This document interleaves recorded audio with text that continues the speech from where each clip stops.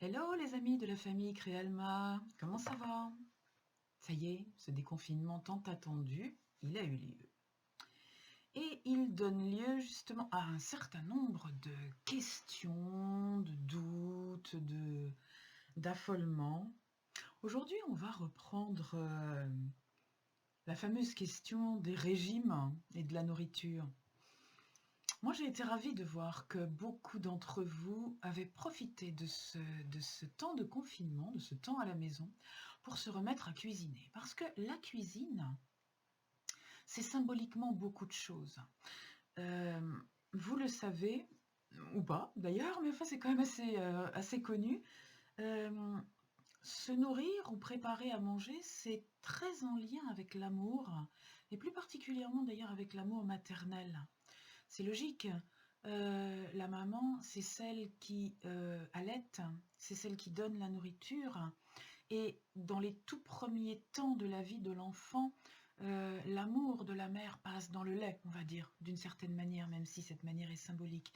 Tout l'amour que l'enfant reçoit contre sa mère qui est en train de l'allaiter ou de lui donner le biberon éventuellement, euh, il ressent, quand il est sur le sein de sa mère, il ressent encore ce qu'il ressentait à l'intérieur. Pendant la grossesse, quand il était encore in utero, quand il était encore dans le sein. C'est amusant d'ailleurs parce que le sein de la mère, ça veut dire à la fois la poitrine qui allaite et ce ventre qui prépare l'enfant. Et lorsque l'enfant est en train de téter sur le sein de sa maman, eh bien, il entend les bruits qu'il entendait pendant la grossesse. Il reconnecte à ce moment-là à son univers familier. Pendant la grossesse, il était nourri par le cordon ombilical, donc la satisfaction du corps à recevoir les éléments nutritifs était là. Et il y avait ces bruits familiers, les bruits du cœur de la mère, les bruits du ventre de la mère et de toute cette usine de la digestion, le son aussi de la voix de la mère. Tout cela, l'enfant l'entendait déjà in utero. Et lorsque il pose sa tête, il pose son oreille et qu'il se met à téter, il retrouve exactement la même situation, presque exactement. Et ça lui fait beaucoup de bien. Et donc la nourriture est associée à ce bien-être et à cet amour. Et durant toute notre vie, théoriquement, la nourriture est un symbole de bien-être. C'est-à-dire que lorsque nous mangeons, quelque part en nous, il y a l'information, tu es en train de retrouver ces conditions de bien-être que tu avais in utero lorsque rien ne pouvait t'atteindre et que tu étais protégé par ta maman. Et ça, quels que soient les changements de la société, on n'empêchera pas qu'un enfant qui a vécu 9 mois dans le ventre de sa mère a connu ça. Évidemment, un père peut donner beaucoup d'amour à son enfant. Évidemment, un père peut nourrir son enfant au biberon.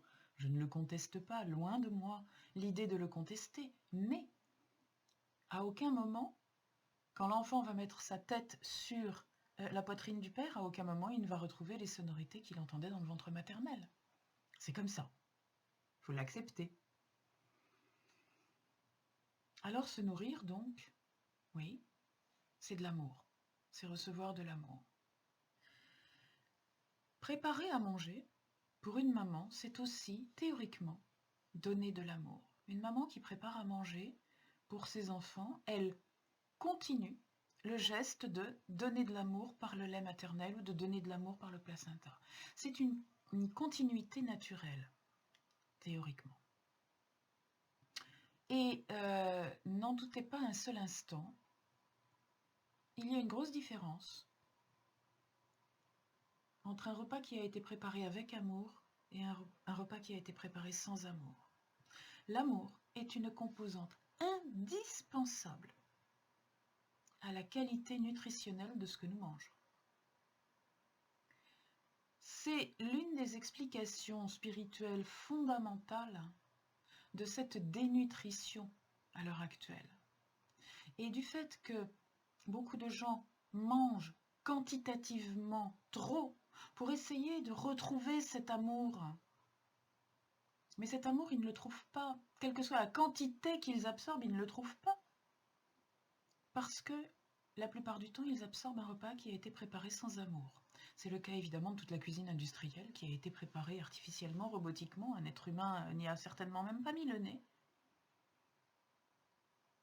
C'est le cas de une grande partie de la nourriture que nous absorbons malheureusement au XXIe siècle dans les pays dits développés.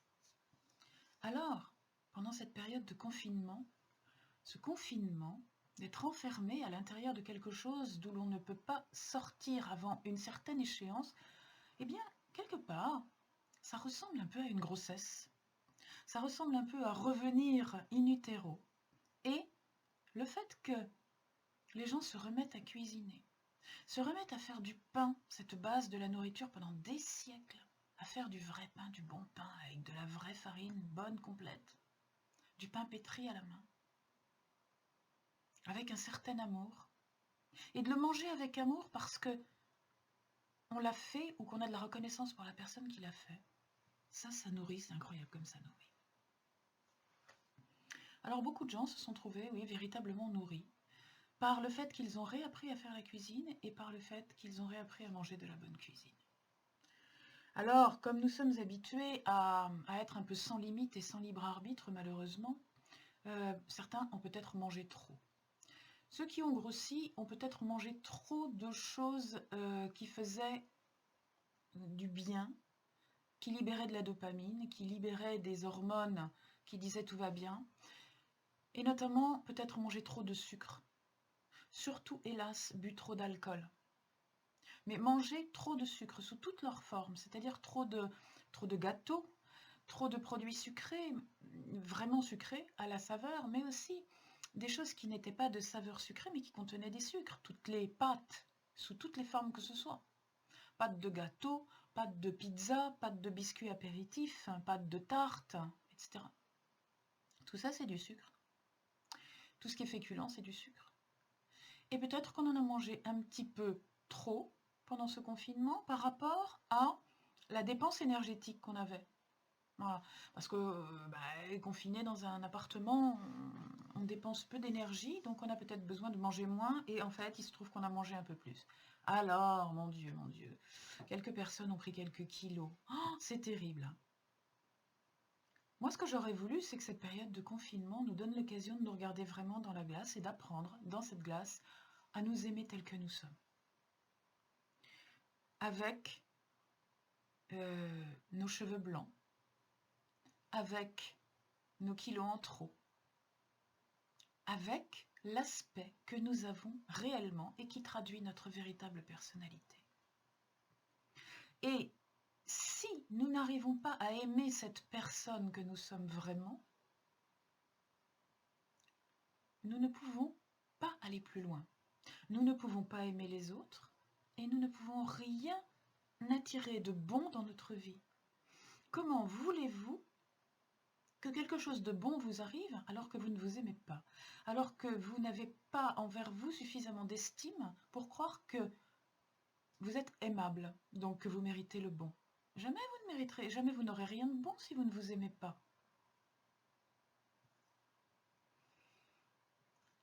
Alors on commence à revoir partout, il faut que je me mette au régime. Il faut que je fasse souffrir encore mon corps. Me mettre au régime pour le faire maigrir, pour lui faire perdre ces quelques kilos qui sont disgracieux par rapport à l'idéal que l'on peut voir sur les photos ou dans les journaux. Ces photos qui ne correspondent absolument pas à des êtres humains, puisqu'elles ont été photoshopées, comme on dit. Si vous voyez en vrai les mannequins ou les vedettes, les artistes qui ont été photographiés, vous vous rendrez compte que, comme vous, ces gens-là ont des cheveux blancs. Merci Jane Fonda d'avoir accepté de laisser apparaître les cheveux blancs d'une femme de plus de 80 ans au lieu de continuer à être blonde. Vous verrez que ces personnes-là ont aussi de la cellulite, ont aussi des culottes de cheval, ont aussi du poil sur les jambes.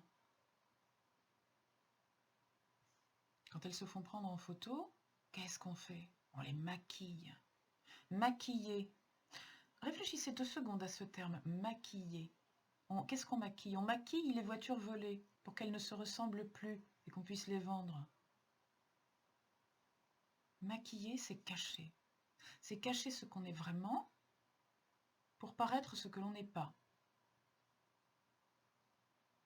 Comment peut-on être bien dans sa peau si on passe son temps à cacher ce que l'on est vraiment, à ne pas vouloir se voir tel qu'on est vraiment? Alors par pitié, faites comme les vedettes que vous voyez en photo, dans leur vraie vie. Ils n'essayent pas de mourir de faim. Ils vivent. Ils vivent. Ce sont les photos qui vous trompent. N'essayez pas d'être comme des photos de Photoshop. Vous ne pourrez pas. Ne devenez pas anorexique à cause de ça. C'est stupide. Vous vous faites souffrir pour rien. Soyez comme vous êtes. Et si votre conjoint, compagne, compagnon, si vos amis, si vos collègues, bon, les collègues, d'accord, on ne peut pas forcément les changer, mais les compagnons de vie et les amis, s'ils ne vous aiment pas tel que vous êtes, peut-être est-ce que ce serait le bon moment pour vous demander si vous ne devriez pas changer d'amis. Et vous trouvez des amis qui vous aiment tels que vous êtes. Tels que vous êtes. Avec quelques jolies rondeurs, quelques rides, quelques cheveux blancs, ou raides, ou frisés, ou je ne sais quoi. Tels que vous êtes. Apprendre à vous aimer tel que vous êtes, ça c'est une vraie démarche de coaching et de développement personnel. Et il faut tout commencer par là. C'est la base de tout. Tout ce que vous allez essayer de faire dans votre vie, si vous n'avez pas commencé par apprendre à vous accepter tel que vous êtes et à vous aimer tel que vous êtes, c'est exactement comme si vous souffliez dans un violon. Alors, ne vous empiffrez pas, mangez sainement, ne vous goinfrez pas de pizza, choisissez plutôt les salades, les légumes, choisissez plutôt de continuer à faire à manger à la maison des bonnes choses, pas en quantité industrielle. Un bon repas en quantité raisonnable. Dans le silence, pas devant la télé, avec les gens que vous aimez, y compris vous. Vous allez voir comme ça va bien se passer. Bonne journée.